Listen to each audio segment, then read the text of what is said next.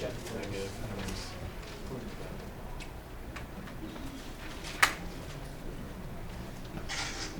14. I was just going to add. All right, let's start out with 17. We'll go to 14 here in a second.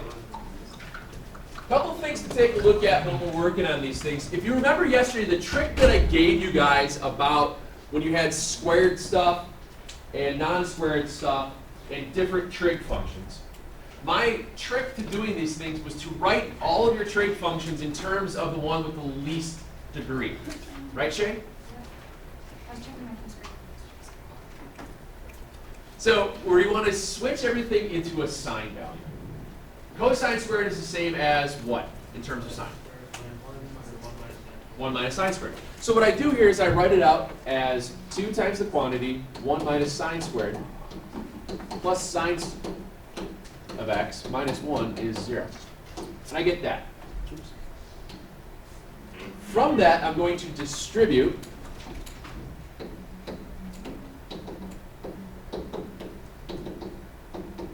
x. Okay? Now I can combine the 2 and the negative 1.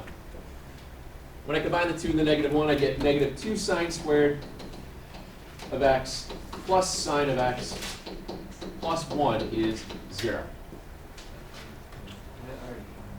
All right, Alpha will finish at this point. Now, when we go to factor this, I want that leading term coefficient to have a positive value. So basically, I'm going to add everything, or move everything from the left-hand side of the equation to the right-hand side, which means basically I'm just changing all their signs, the SIGN. So I get 2 sine squared x minus sine of x minus 1 is 0. At this point, I showed you guys a little trick to help keep things looking a little bit cleaner by using that U substitution. Do you have to? No. Is it just a little bit easier to work with? Yes. So if I use that U substitution, I'm going to let U equal sine of x. So then I have 2u squared minus u minus 1 is 0.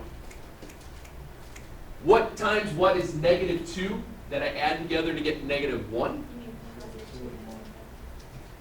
Did I say positive? Did I say negative 2 times? Yeah, but you understood me. Positive 2 times, well I said what times what is negative 2 that you add together to get negative 1. That is positive 2 times negative 1. Negative 2 and positive, right?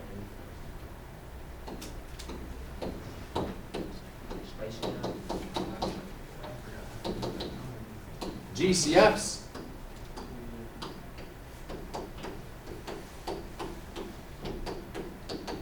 And now at this point, when I go to write out my terms, I'm going to substitute back in sine squared, or excuse me, just sine.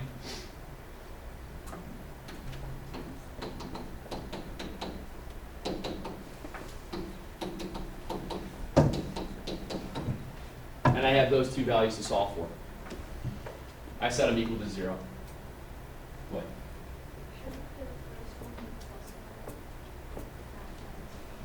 Yeah, I was thinking that I was already subtracting the 1 over. Thank you.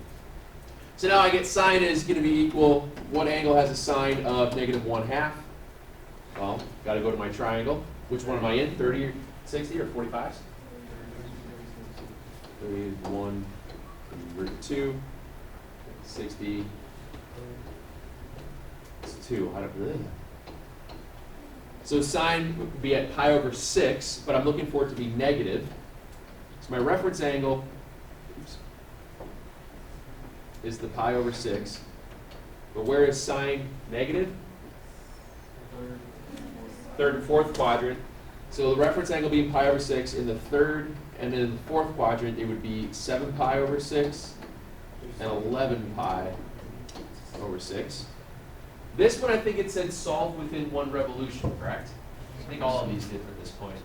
So it's basically you're listing out all your answers, not tacking on anything. Now, in the other one, you get where is sine equal to 1? Pi over 2. Pi over 2. Because that's your ordered pair at 0, 1. And that's it. So in this case, you want 3 possible solutions.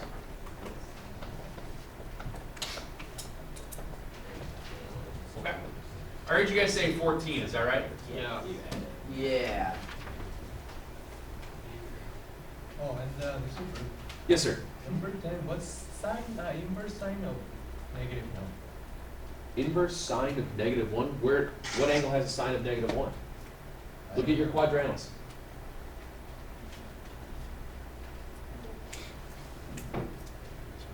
This is the same exact setup. Write everything in terms of cosine. Write everything in terms of cosine. Whenever you have sine squared and a cosine, or a cosine squared and a sine, always rewrite it in terms of the least degree trig function. 2 times quantity 1 minus cosine squared x. Distribute.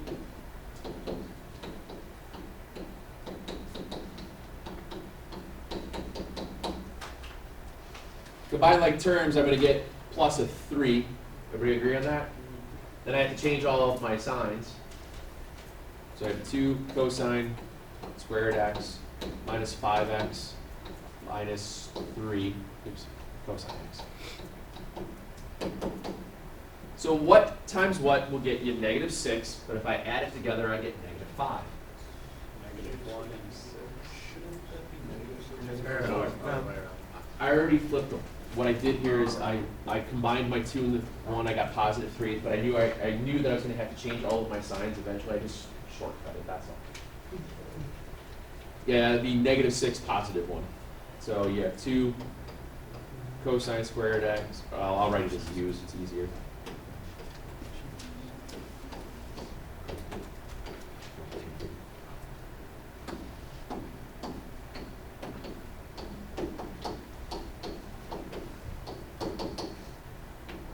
Again, I'm just putting the u's in real quick just so I don't have to write out cosine all the time. It's a little bit cleaner.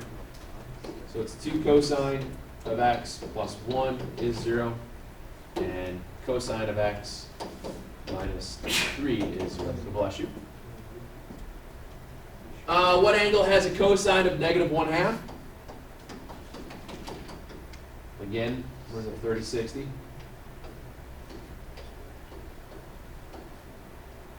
So I'm at pi over 3.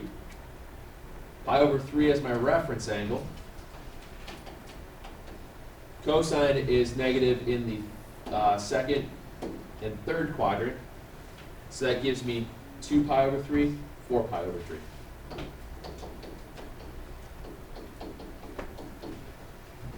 And then where is cosine equal to 3? God bless you. Nowhere. Nowhere, so there's no solution on that one. Okay? Not gonna happen.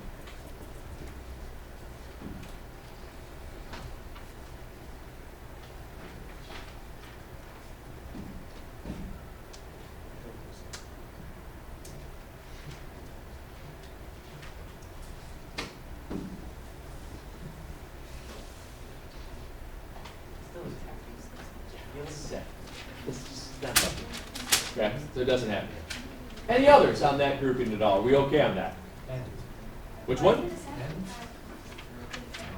Why do you have it upside down? He's frowning. Sine squared plus sine is 0. What's the first rule of factoring, Gun? sine, You're overthinking it. GCF. yeah, sine,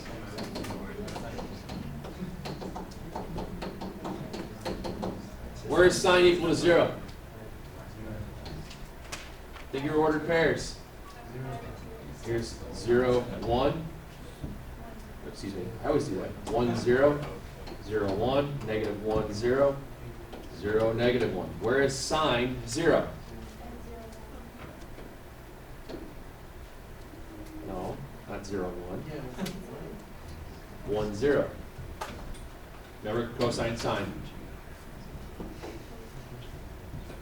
0 and pi. Where is sine -1? 3 pi over 2. 0, pi, 3 pi over 2. Yes, sir. Wouldn't you take the x out because it's not squared?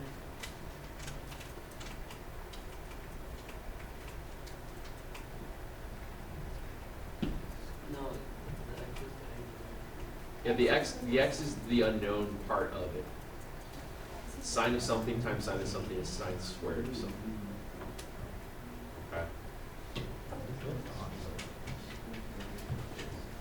Make sure your names are on that group, pass it up, let's look at the other one, yeah. I subtracted sine and then I would divide by sine. Here's the problem, when you do that, you eliminate one of your possible solutions. Oh. Whenever you're working with this style, when you're solving these equations, the idea is you always want to get one side equal to 0. By getting one side equal to 0, you're not going to lose any of the possible solutions, if that makes sense.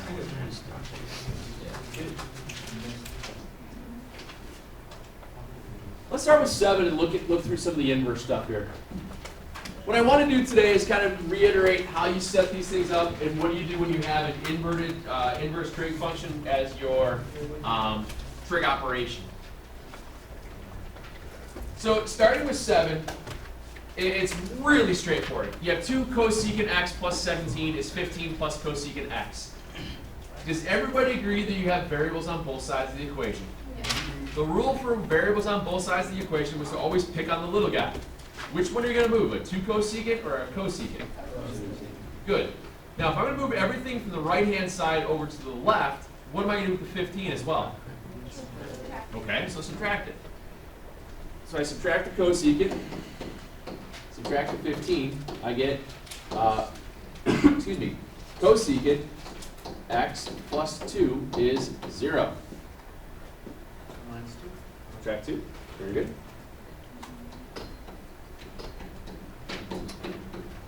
Now at that point, you have cosecant of x equals negative 2. I want to turn cosecant into one of the other trig functions. Cosecant is the inverse of what? Yes, sir? Sine. So if I take the inverse of the left-hand side, what do I have to do to the right-hand side? Good. Now, the inverse of cosecant is sine.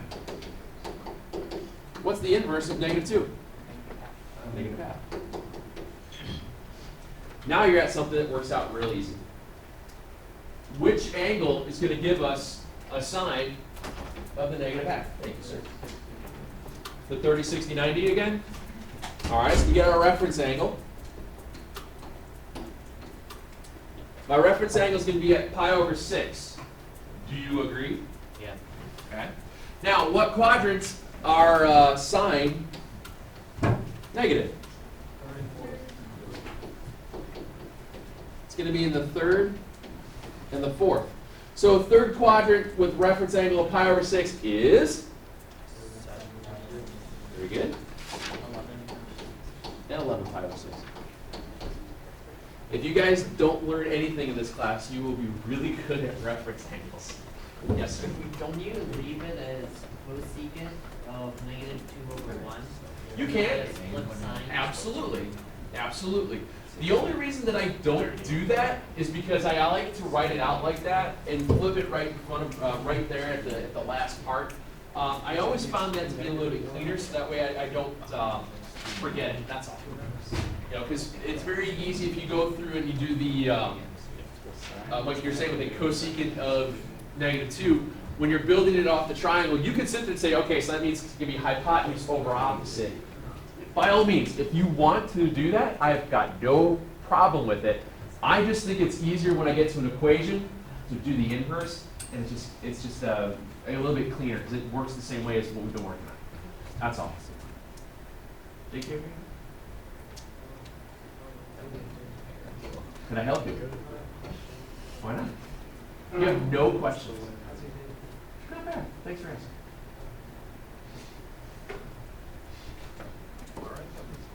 They'll be at the conversation. Look at 5.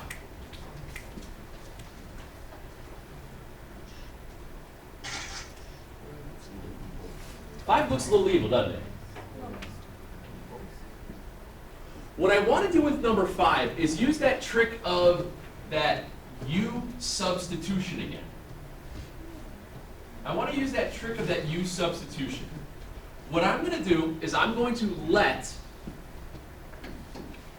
U equal cotangent of x.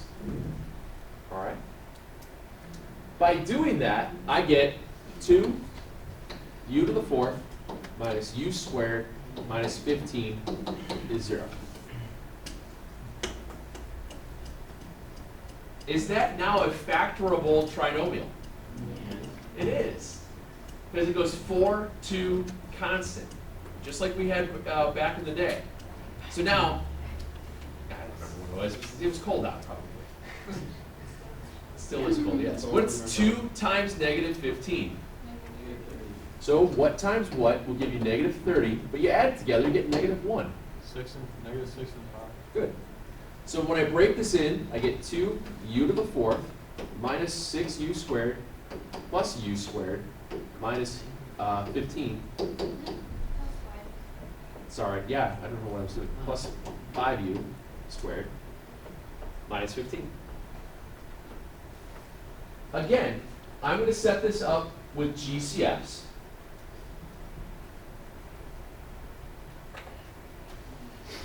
Take out a 2u squared. I have u squared minus 3. Plus 5, take out the u squared minus 3. Everybody okay with that so far? Now, u squared is the same thing as saying cotangent squared. So at this point, I'm going to rewrite it as cotangent squared when I go to my terms. So I have 2 cotangent squared plus 5. I'm going to set it equal to 0 right away. And I'm going to have cotangent squared of x minus 3 is 0. Ooh, forgot my x here. So I'm there. So I'm going to move the 5 and the 2 on this first equation over here. I get cotangent squared of x is negative 5 over 2. Everybody okay with that? How do I undo the cotangent squared? I'm going to turn it into tangent squared. I'm going to inverse it. If I inverse that side, what do I have to do to the other side? Just flip it.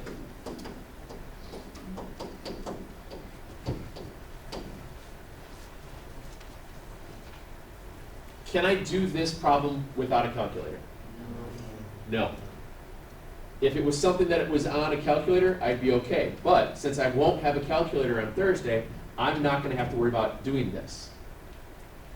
Check the other one. On the other one, I get cotangent squared x is 3. When I inverse that one, I have tangent squared of x is 1/3. So the inverse tangent of plus or minus 1 over root 3, that one I could definitely find without the use of a calculator. Do you agree on that?